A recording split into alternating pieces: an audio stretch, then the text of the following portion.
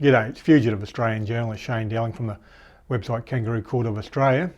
Now, I published an article on Sunday, the 19th of June 2022, in relation to Prime Minister Anthony Albanese breaking the law and breaching his first election promise.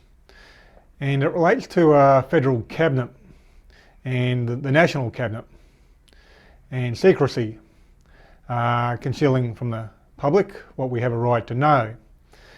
Now, he's followed in the footsteps of Scott Morrison when he was Prime Minister, and he failed to hand over documents under Freedom of Information in relation to the National Cabinet.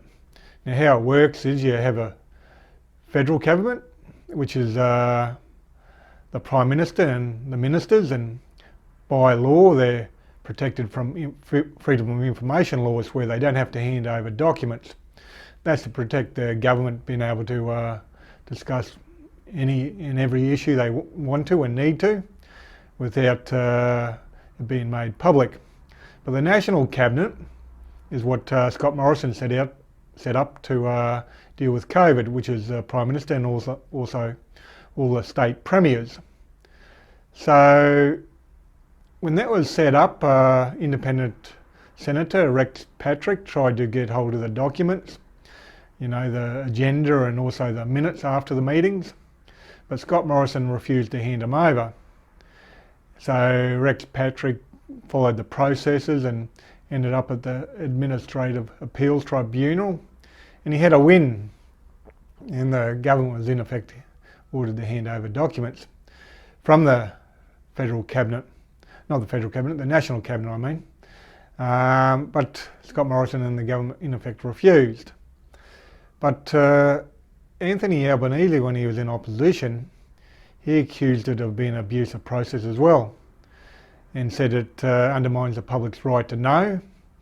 And he said that the Prime Minister's department is not above the law, because Anthony Albanese tried to get documents and he was refused those documents.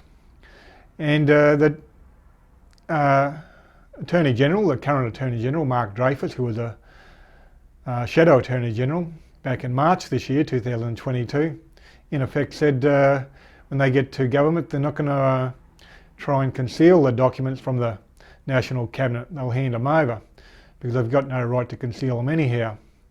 But last week a journalist asked Anthony Albanese, when they had the National Cabinet, whether they're going to hand over the documents, make them publicly available, or they're going to continue with the secrecy. And Anthony Albanese said, in effect, said they were going to continue with the secrecy. Now, that's got a huge problem there for Anthony Albanese, because that's a breach of their first election promise. Because Mark Dreyfus said in March this year they were going to not continue with the secrecy over the National Cabinet. And Anthony Albanese in December last year was extremely critical of it, saying that the Prime Minister's office department is not above the law, and saying it's undermining the public's right to know. So, and that also puts Anthony Albanese in the breach of the law, because he in effect, well, he didn't in effect, he said last year that the Prime Minister's office isn't above the law. Well, if they're not above the law, why is he continuing with it? He's in effect saying now that he is above the law. So by his own admission, he's breaking the law. Now, Senator Rex Patrick, who actually finishes up at the end of June, has initiated the initial steps in trying to get those National Cabinet papers from last Friday.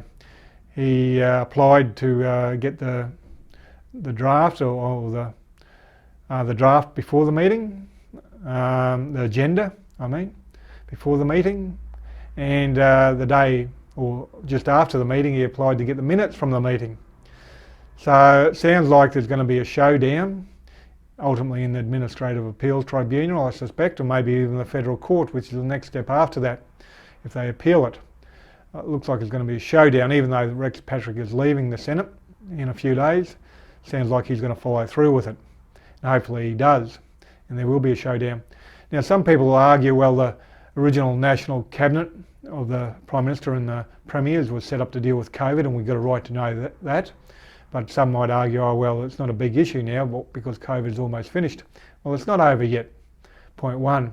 Point two, once the government think they're above the law on one issue, they'll think they're above the law on other issues as well. Because what's happened is that the federal cabinet, which is the Prime Minister and the ministers, are above and beyond freedom of information laws, and I don't dispute that. I don't have a problem with that, because they need to be able to freely discuss these issues in relation to federal cabinet.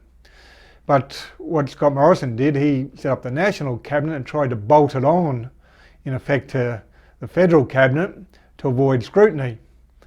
And we all know why he tried to avoid scrutiny, because he was corrupt as hell.